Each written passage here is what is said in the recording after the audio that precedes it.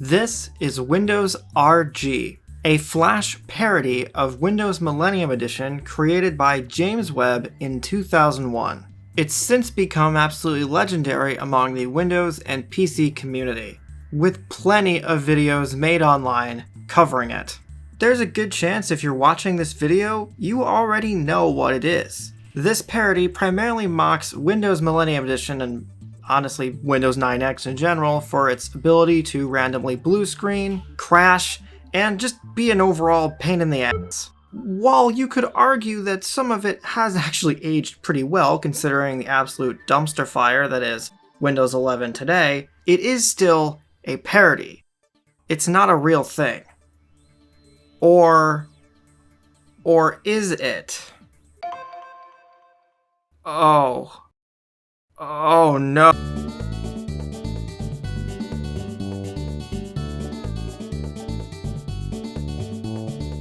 So it turns out this isn't actually a new thing. It was uploaded to the Internet Archive in 2024.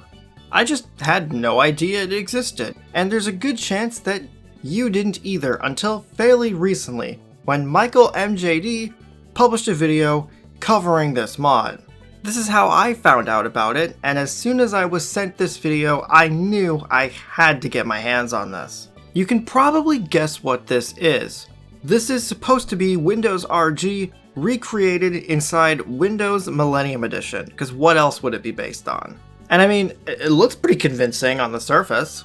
Now how you install this is kind of interesting, because this is actually packaged in a Symantec ghost image. In fact, all this ISO really is just a ghost image with a bootloader on it. There's a couple extras on the disk, but for the most part, if you have a ghost set up already, you could just take the image out of the ISO and disregard the rest of it. Now my first plan was to install it on a virtual machine, because I didn't actually know how this was going to work, since I don't have a ghost setup. When you boot this straight from the ISO, it first loads the Windows Millennium Edition setup thing, and after it's initialized its drivers, it loads into a custom setup thing. Essentially, it launches a copy of Symantec Ghost.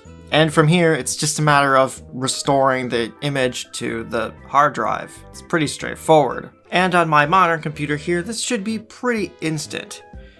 So, of course, that's not how things ended up going. For some reason, it just kept failing to read the image properly and throwing errors. After it failed once, it never even attempted to read the image again. It turns out that I had to just make an entire new virtual machine, and then it worked fine. After the restore is done though, that's basically it. Windows has to do all the driver setup, but it appears it's already a pre-configured image that just needs to be restored to the hard drive. Since this was being run on a solid-state drive, it's not like drivers took super long to load. And once it was all done, there was an error, and another error. Yeah, okay, I don't know what's going on here, but it's at the desktop. VMware Tools was absolutely pissing itself. But I mean, after locating the graphics drivers, it works. Yeah, so drivers seem to be kind of difficult with this, which I guess I can't say I'm surprised about, since sometimes migrating an existing install to a different computer can cause problems like that. Particularly the mouse support is just bad, and once it's done, you're supposed to run one last script on the desktop, which reboots it again, and that's it. It's Windows RG. Though, as I mentioned already, the VM experience just didn't seem that good. So, it's time to move on to something else. Now, my original plan was to install this on my Dell Dimension 8100 because it was originally a Windows Millennium Edition machine when it was new, and I had a bit of experience with it. But this is Windows RG. So instead, I'd like to introduce you to this monstrosity. This is a 2006 eMachines computer that, after having its original motherboard fried by a crappy power supply, was fitted with a Socket 370 motherboard out of an eMachines T1116.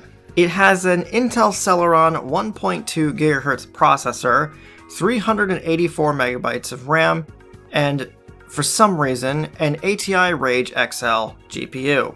This is an Intel 810 system that is pretty crap. It has a fan that sounds like it wants to die, and this board is so incredibly basic, it just seemed like the perfect candidate for Windows RG. Now, I pretty much installed it exactly the same way I did with the VM, except instead of installing it to a virtual hard drive, I connected the computer's actual hard drive to a virtual machine to do the install that way. This obviously wasn't as quick, but it was still a minute and a half to do the entire thing. So, does it boot? Well, it wasn't obvious because my VGA converter is a piece of crap, but the answer is yes, it just worked.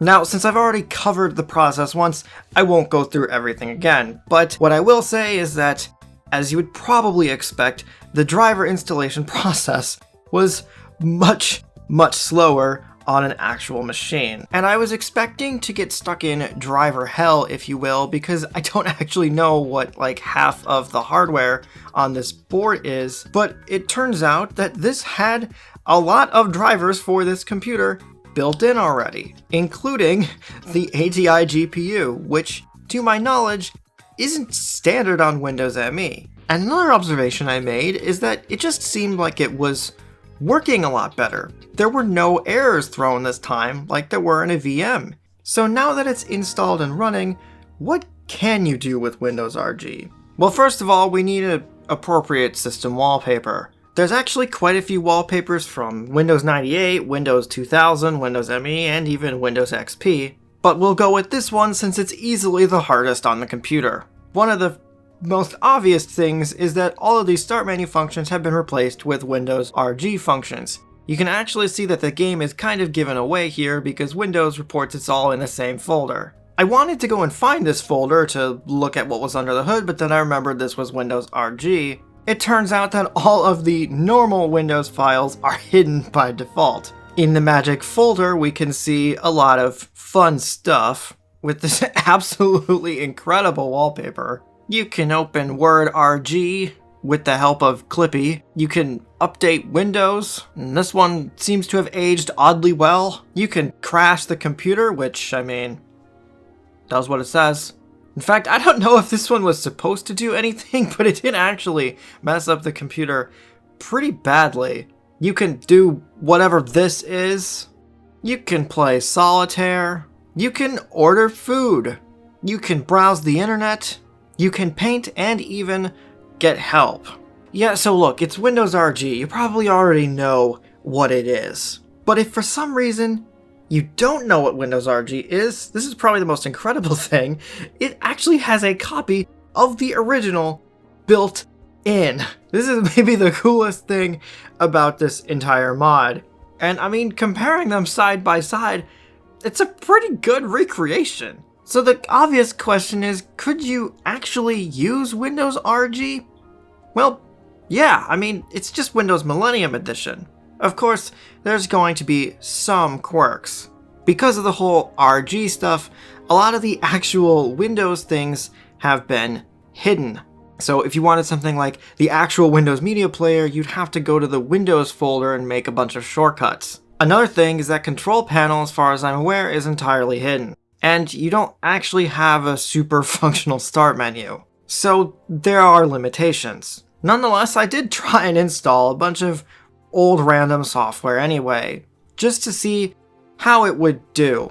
I don't actually know if this has any updates and stuff built into it at all, and this computer does not have any Ethernet or network at all, so I can't try Windows Update on it. But I mean, from the random collection of things I tried to run on it, it seemed to handle it just fine. Another thing I decided to try was upgrading. See, you can't upgrade to this because of the fact it's in an image, but you can upgrade from it. I admittingly cheated with this one and did this in a virtual machine because I had already messed up the physical computer's install so much, and honestly this was just going to take less time. And as I expected, it broke a lot of stuff. It did work, it just none of the RG stuff worked anymore. And in general, it was really slow. Maybe I'll install it on the actual computer in another video, but anyway. Probably the biggest quirk with this computer that kind of frustrated me a little bit is it doesn't seem to be any proper way to shut it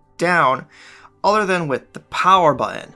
And the reason this is significant is because this will automatically trigger ScanDisk on boot up every single time. And while this wasn't too bad at first, the more I interacted with the machine and used it, the slower and slower it got, to the point where it could sometimes be 5 or 10 minutes to boot up this machine. But you know what, damn it, this computer turned out to be a pretty good Windows RG machine, because pretty much all of the hardware on it is supported out of the box, and it just seemed incredibly fitting for this computer. That being said, I think I got quite a bit lucky, because it is still an existing install of Windows that you're just cloning onto a different computer. And since it's Windows Millennium Edition, that can cause problems. But if you do want to install this and try it, if you can, the experience was far better for me on a physical machine than it was in a VM. And aside from the usual Windows 9X quirks, this was pretty cool to check out actually. I mean, hey, how often do you have the opportunity to run Bejeweled 2 inside Windows RG?